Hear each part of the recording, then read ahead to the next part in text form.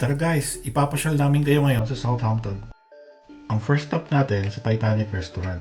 At dito nagsiserve sila ng Sunday roast.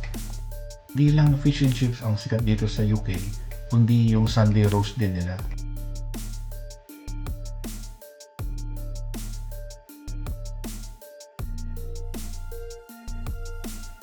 By the way guys, abangan niyo yung susunod namin na vlog dedicated lang sa Titanic Museum. Wait lang ha, medyo busy pa yung colorblind editor nyo eh. Our second stop is the Medieval Merchant's House.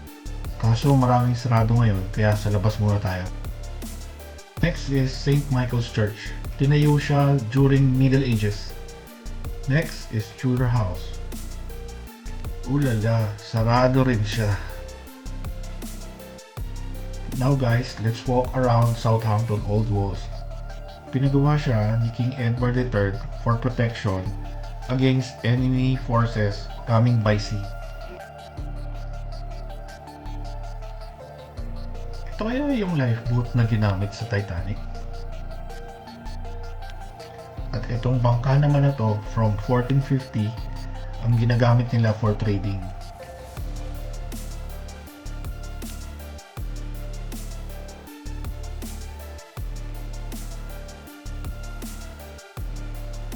Paano kaya sila nagkakasya dito?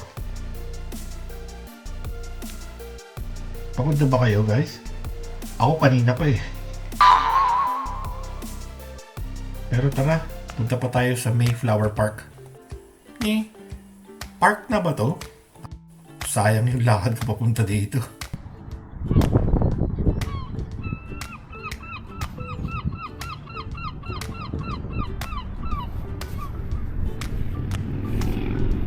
Tara.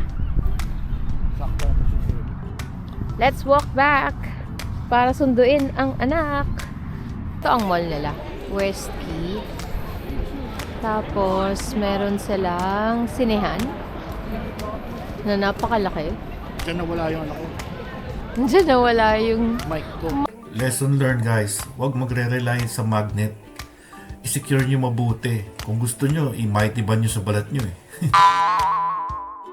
Muntik masira yung gabi namin. Buti na lang maganda yung sinehan nila. Normal seat lang yan, lazy boy na agad. At dahil maaga pa sa pagsundo, nag-decide muna kami mag-snack. Ang gantong moment, nakakapagkwentuhan kami, chismisan, at madalas awayan.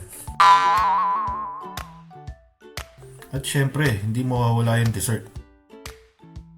Shoutouts na nanay ko, kita mo naman ma, hindi ako kumain ha. Wala kang ebidensya. Finally, nandito na yung amo namin. Uuwi na kami at magluluto pa ako. See you in the next video. Abangan nyo yung Titanic.